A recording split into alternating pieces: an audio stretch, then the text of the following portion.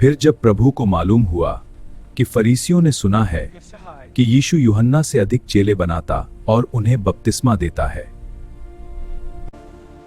यद्यपि यीशु आप नहीं वरन उसके चेले बपतिस्मा देते थे।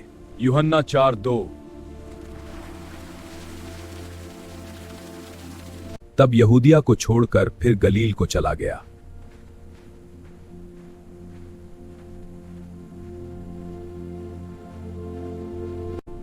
और उसको सामरिया से होकर जाना अवश्य था।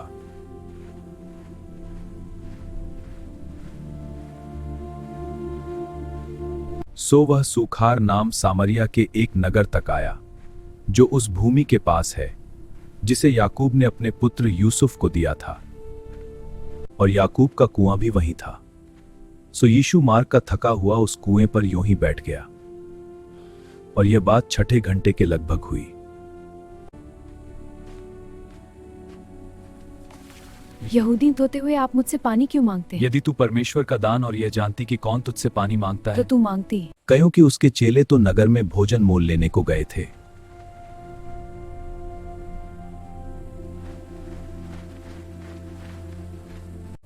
तू यहूदी होकर मुझ सामरी स्त्री से पानी क्यों मांगता है? क्योंकि यहूदी सामरियों के साथ किसी प्रकार का व्यवहार नहीं रखते। यीशु ने उत्तर दिया, यदि तू परमेश्वर के वरदान को जानती और यह भी जानती कि वह कौन है जो तुझसे कहता है, मुझे पानी पिला, तो तू उससे मांगती और वह तुझे जीवन का जल देता है। स्त्री ने उससे कहा, हे प्रभु, तेरे पास जल भरने को तो कुछ है भी नहीं और कुआं गहरा है, तो फिर वह जीवन का जल तेरे पास कहां से आया? क्या तू हमारे पिता याकूब से बड़ा है, जिसने हमें यह कुआं दिया और आप ही अपने संतान और अपने ढोरों समेत उसमें से पिया? हे प्रभु, मुझे यह जल दीजिए। यीशु ने उसको उत्तर दिया कि जो कोई यह जल पिएगा वह फिर प्यासा होगा, परंतु जो कोई उस जल में से पिएगा जो मैं उसे दूंगा, वह फिर अनंत काल तक प्यासा न होगा, वरन जल मैं उसे दूंगा वह उसमें एक सोता बन जाएगा जो अनंत जीवन के लिए उमड़ता रहेगा। स्त्री ने उससे कहा, हे प्रभु, वह जल मुझे दे ताकि मैं प्यासी न हो और न जल भरने को इतनी दूर आऊं। यीशु ने उससे कहा, जा अपने पति को बुला ला और इधर आ। यीशु ने उससे कहा, जा अपने पति को यहां बुला ला। उस स्त्री ने उत्तर दिया, मेरा पति तो है नहीं। ठीक कहा तूने, पति नहीं है तेरा। मैं बिना पति की हूं। तू ठीक कहती है कि मैं बिना पति की हूं, क्योंकि तू 5 पति कर चुकी है और जिसके पास तू अब है वह भी तेरा पति नहीं। यह तूने सच कहा है। स्त्री ने उससे कहा, हे प्रभु, मुझे ज्ञात होता है कि तू भविष्यद्वक्ता है। हमारे बाप दादों ने इसी पहाड़ पर भजन किया और तुम कहते हो कि वह जगह जहां भजन करना चाहिए यरूशलेम में है। यूहन्ना 4:20। हे नारी, मेरी बात की प्रतीति कर कि वह समय आता है कि तुम न तो इस पहाड़ पर पिता का भजन करोगे न यरूशलेम में। तुम जिसे नहीं जानते उसका भजन करते हो और हम जिसे जानते हैं उसका भजन करते हैं, क्योंकि उद्धार यहूदियों में से है। परंतु वह समय आता है, वरन अब भी है, जिसमें सच्चे भक्त पिता का भजन आत्मा और सच्चाई से करेंगे, क्योंकि पिता अपने लिए ऐसे ही भजन करने वालों को ढूंढता है। परमेश्वर आत्मा है और अवश्य है कि उसके भजन करने वाला भजन करे। स्त्री ने उससे कहा, मैं जानती हूं कि मसीह जो क्रिस्तुस कहलाए आने वाला है, जब वह आएगा तो हमें सब बातें बता देगा। हाँ, मैं भी यही सुनता आया हूं। यीशु ने उससे कहा, मैं जो तुझसे बोल रहा हूं वही हूं।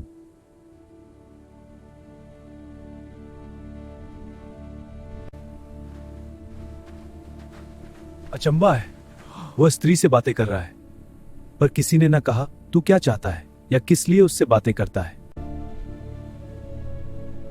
आओ देखो, एक ऐसा मनुष्य जिसने मुझे वह सब बता दिया जो मैंने किया। कहीं ऐसा तो नहीं कि वही मसीह है? हाँ, मेरे साथ आओ। आओ, एक मनुष्य को देखो जिसने सब कुछ जो मैंने किया मुझे बता दिया। कहीं ये तो मसीह नहीं है? आओ, एक मनुष्य को जिस सब कुछ जो मैंने किया, कहीं ये तो मसीह नहीं है? सो वे नगर से निकलकर उसके पास आने लगे। चलो जल्दी करो। तुम आ गए।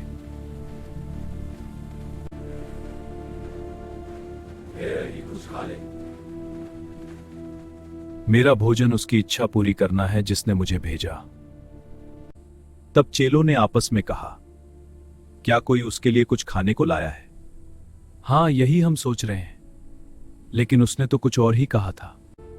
परंतु उसने उनसे कहा, मेरे पास खाने के लिए ऐसा भोजन है जिसे तुम नहीं जानते। यीशु ने उनसे कहा, मेरा भोजन यह है कि अपने भेजने वाले की इच्छा के अनुसार चलूं और उसका काम पूरा करूं।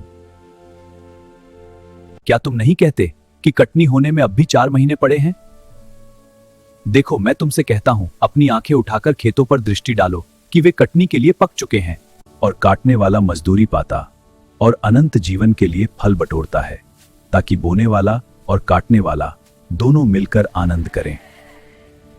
क्योंकि इस पर यह कहावत ठीक बैठती है कि बोने वाला और है और काटने वाला और। यूहन्ना 4। मैंने तुम्हें वह खेत काटने के लिए भेजा जिसमें तुमने परिश्रम नहीं किया, औरों ने परिश्रम किया और तुम उनके परिश्रम के फल में भागी हुए। उस नगर के बहुत सामरियों ने उस स्त्री के कहने से, जिसने यह गवाही दी थी कि उसने सब कुछ जो मैंने किया है मुझे बता दिया, विश्वास किया। हे प्रभु, हमारे यहां रहिए। अच्छा, मैं रहूंगा। सो वह वहां 2 दिन तक रहा, और उसके वचन के कारण और भी बहुतेरों ने विश्वास किया। हाँ, हम विश्वास करते हैं। उनके वचन में सच्चाई है। विश्वास करो और जीवन पाओ। अब हम तेरे कहने ही से विश्वास नहीं करते, क्योंकि हमने आप ही सुन लिया और जानते हैं कि यही सचमुच में जगत का उद्धार करता है। फिर उन 2 दिनों के बाद वह वहां से कूच करके गलील को गया।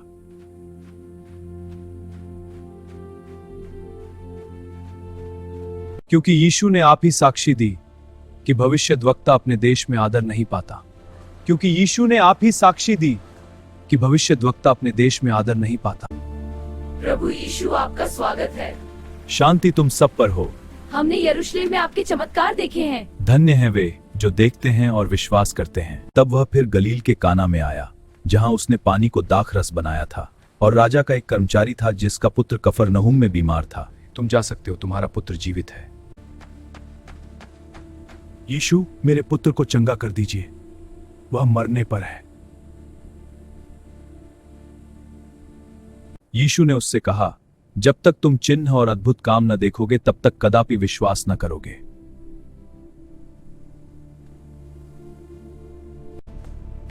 हे प्रभु, मेरे बालक की मृत्यु होने से पहले चल।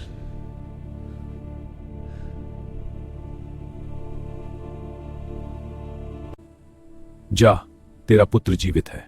यह सच है।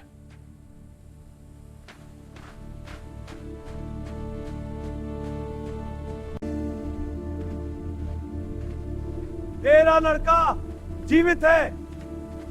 वह जीवित है? हाँ, बिल्कुल ठीक है। उसने उनसे पूछा कि किस घड़ी वह अच्छा होने लगा। उन्होंने उससे कहा, कल 7वें घंटे में उसका ज्वर उतर गया।